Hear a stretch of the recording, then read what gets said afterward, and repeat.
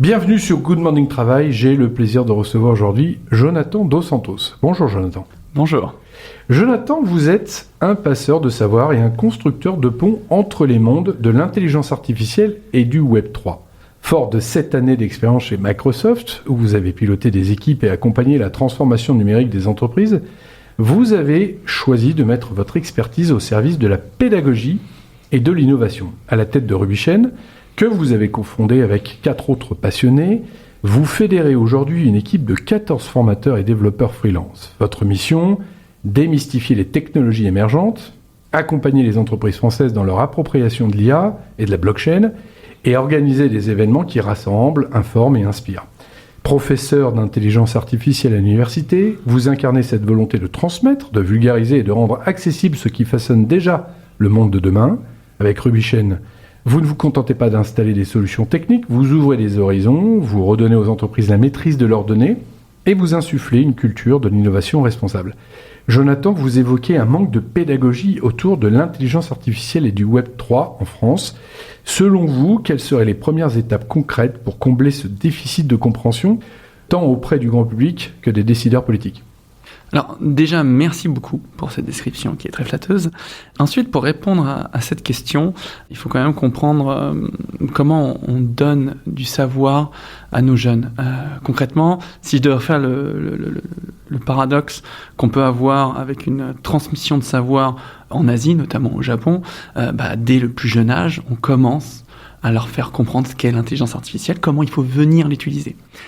Et c'est ça qui manque. Déjà, dans un premier temps, c'est ce qui manque en France et en Europe également. C'est qu'aujourd'hui, on est resté sur une espèce de partage de savoir à l'ancienne école. L'école n'a pas changé depuis 80 ans. On est toujours 2 par 2, rangée par rangée, comme après la Deuxième Guerre mondiale, où on essayait de forcer les jeunes à s'habituer à l'usine, donc rangée par rangée, 2 par 2. Ça n'a pas changé. Ça a tellement pas changé qu'aujourd'hui, on a des pays qui prennent une avance considérable sur ces nouvelles technologies, qui prennent un pas énorme en investissant massivement. Et en France, malgré certains dires où on dépense quelques milliards par-ci, par-là, aujourd'hui, en tout cas dans le monde technologique en France, c'est pas ce qu'on voit. Nous, on voit qu'on prend énormément de recul, qu'on a beaucoup de charges, en tout cas, sur les épaules par rapport aux réglementations, qu'elles soient bien ou mal, c'est quand même quelque chose qui nous porte sur les épaules. Et du coup, de ce fait, on a les entreprises qui, elles, vont essayer de faire au mieux qu'elles peuvent, c'est-à-dire de pouvoir acclimater ces nouvelles technologies et essayer de les rendre accessibles pour leur business, mais on pourrait parler aussi de l'instabilité politique, l'inflation. Le problème, c'est de savoir aussi que les entreprises ne savent pas où elles vont. Du coup, on se retrouve aussi, nous, en tant qu'apporteurs de savoir, d'essayer de pouvoir essayer d'améliorer le business, d'améliorer les technologies en interne en entreprise chez nos clients. On se retrouve confronté à énormément de choses, comme le fait que aujourd'hui, elles ne savent pas où elles doivent mettre leur budget. Excusez-moi, mais ça veut dire qu'il faut, dès le plus jeune âge, commencer à initier sur le numérique, le digital, l'intelligence artificielle ? Totalement, parce que on se retrouve en fait, on veut pas que nos enfants aient une tablette dans leurs mains. Je le comprends. Sauf qu'en Asie, ils font totalement différemment. Et ils savent simplement jauger et surtout donner une bonne utilisation de ces nouvelles technologies aux enfants. Je dis pas qu'il faut donner un téléphone portable ou une tablette à nos enfants, non. Mais au bon moment, par exemple à 10-12 ans, quand ils commencent un petit peu à vouloir s'éveiller sur ces nouvelles technologies, peut-être leur apporter une petite pincée de ces nouvelles technologies, surtout pour qu'ils fassent attention à eux. C'est très dangereux dans ce que je peux apporter, en tout cas. Je le vois quand je donne des cours à l'université.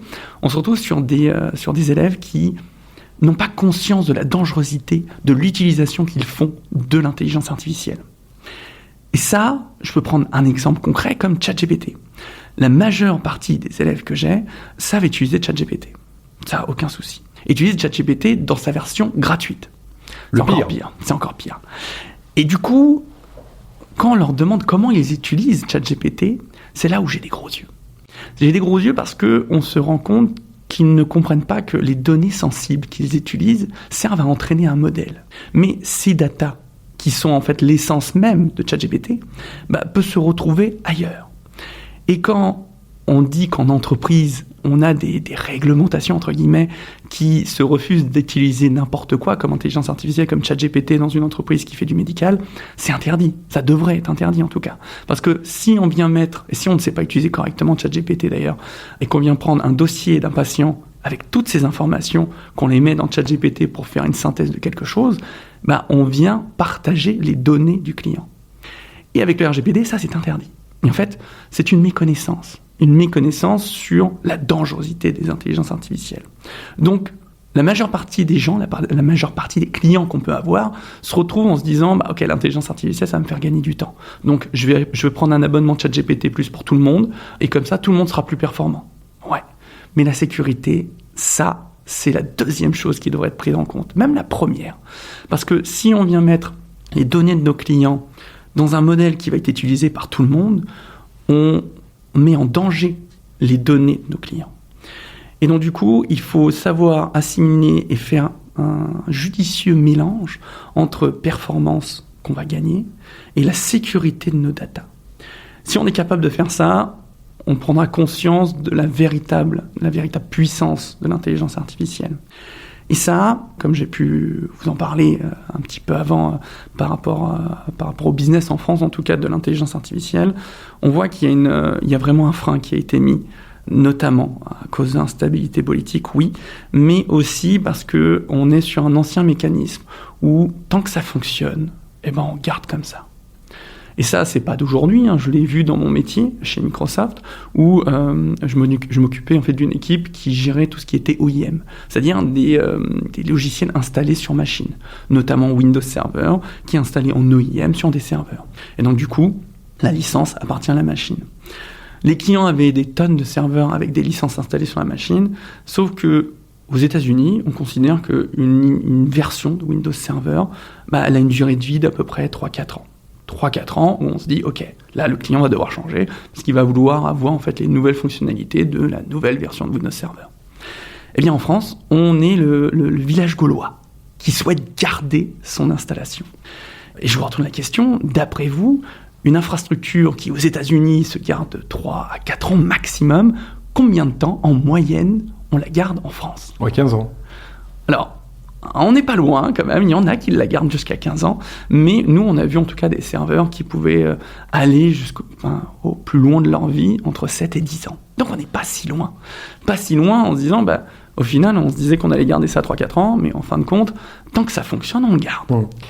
Désolé de vous couper, mais vous parlez, en fait, c'est un problème de culture, c'est un problème de savoir, essayer de savoir pourquoi on n'a pas la culture sur ce sujet-là, peut-être parce qu'on n'est pas les créateurs et donc on est un peu les suiveurs. Et je voudrais revenir sur un point, parce que lorsqu'on a préparé cette interview, vous m'avez parlé de la blockchain et le Web 3, moi je pense que ça parle à personne. Vous pouvez nous expliquer ce que c'est ? Parce qu'un entrepreneur, je crois qu'il ne sait pas ce que c'est. Aucun souci. Les nouvelles technologies du Web3, notamment la blockchain. Déjà, la blockchain, c'est quoi ? La blockchain, pour faire très simple, c'est un grand livre de comptabilité où on vient référencer toutes les transactions. Dans le monde fiduciaire, comme on le connaît, c'est-à-dire avec le réseau SWIFT, par exemple, destiné aux banques, on fait un virement d'une personne A à une personne B, on vient directement faire un virement de la personne A à la personne B en passant par un tiers de confiance. Ce tiers de confiance, c'est la banque. S'il y a une modification à faire, s'il y a quelque chose à regarder, c'est la banque qui va se charger de tout ça. Donc en soi, si demain on veut vous interdire d'utiliser votre argent, on le peut. Si le gouvernement veut vous interdire d'utiliser votre argent, il le peut. Si votre banque décide de refuser une transaction, entrée ou sortante, elle le peut.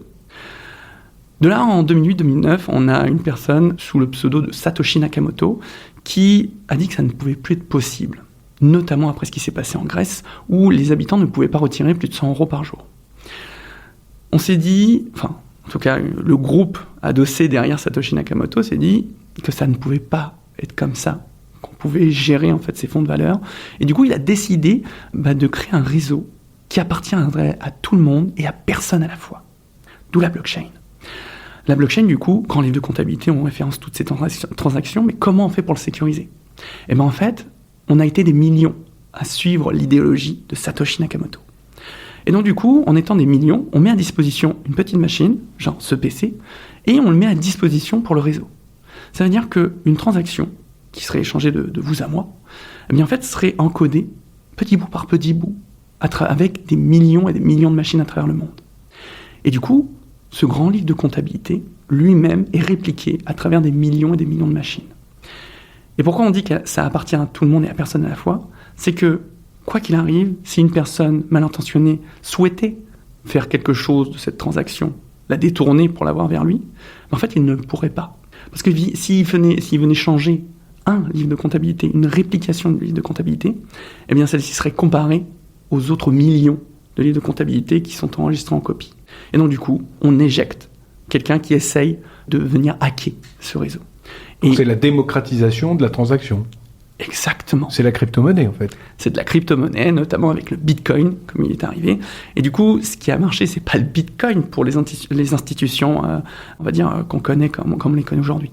C'est vraiment se dire que on a créé un système qui fonctionne depuis presque 15 ans, et qui, au final, la crypto en elle-même, le Bitcoin, c'est très mal vu. On pourrait prendre Elizabeth Borne, qui n'arrête pas d'en parler en mal, même si les États-Unis, alors là, ils ont totalement adopté le truc. C'est de se dire que la technologie qui est adossée à ça, elle, on commence à l'utiliser un peu partout. On commence à l'utiliser tellement partout que quand vous faites un virement instantané, je suis sûr que vous n'êtes sans savoir que vous utilisez, en fait, la technologie de la blockchain. Je ne le savais pas, mais je l'ai appris aujourd'hui. Jonathan, vous êtes passionnant, on pourrait rester des heures, malheureusement cette chronique c'est 15 minutes. Vous avez parlé des risques, du problème de culture. Est-ce que vous pouvez nous citer 2-3 points qui font qu'avec l'intelligence artificielle, demain, le monde sera meilleur ? Alors que le monde sera meilleur, je ne sais pas. Par contre, je vais vous donner du coup 2-3 cas qui sont positifs, notamment avec l'Institut Marie Curie. L'Institut Marie Curie ont entraîné un modèle pour pouvoir analyser des scans et pouvoir précisément savoir à 99% si une personne est atteinte d'un cancer ou non.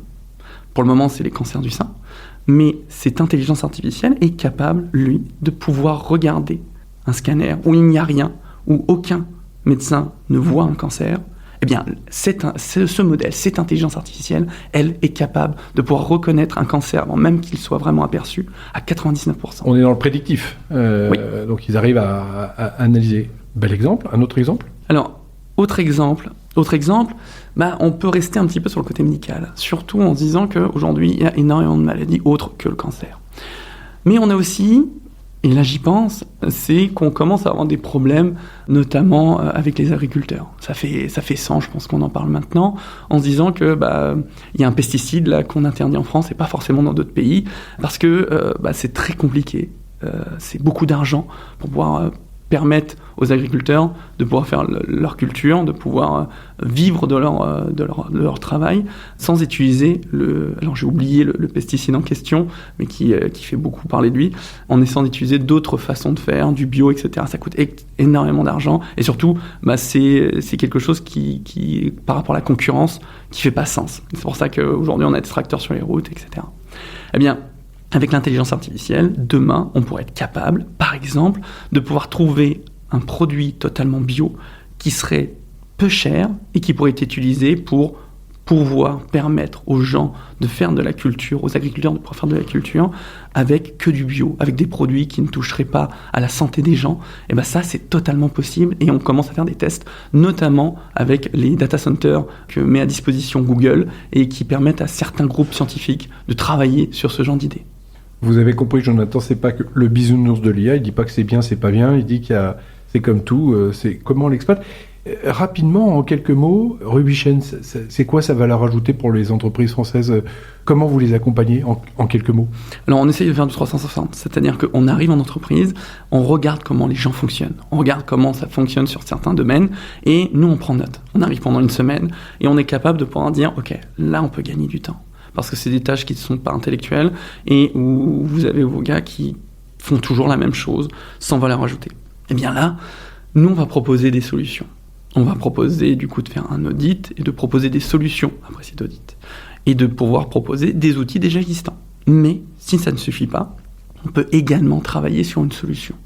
On a travaillé notamment avec des agences immobilières, avec des cabinets de dentistes, pour trouver des solutions d'automatisation où l'intelligence artificielle pouvait être ancrée dans leur cabinet, dans leur agence, et de se dire qu'on arrive aussi avec des solutions on-premise, c'est-à-dire avec des petits boîtiers où on est venu mettre en fait plusieurs cartes graphiques et qu'on met en interne chez le client.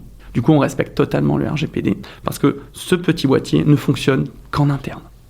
Et derrière, ensuite, on fait de la formation qui est notre gros pilier pour pouvoir acquérir sur telle ou telle connaissance de l'intelligence artificielle et pour savoir correctement utiliser l'intelligence artificielle en toute sécurité. Souveraineté de la data, il n'y a pas d'IA sans data, c'est aussi votre dada sans faire de jeu de mots. Oui. Vous avez compris, vous avez une question technique, philosophique, intellectuelle sur le sujet de l'IA, entrepreneur ou autre, n'hésitez pas à contacter Jonathan.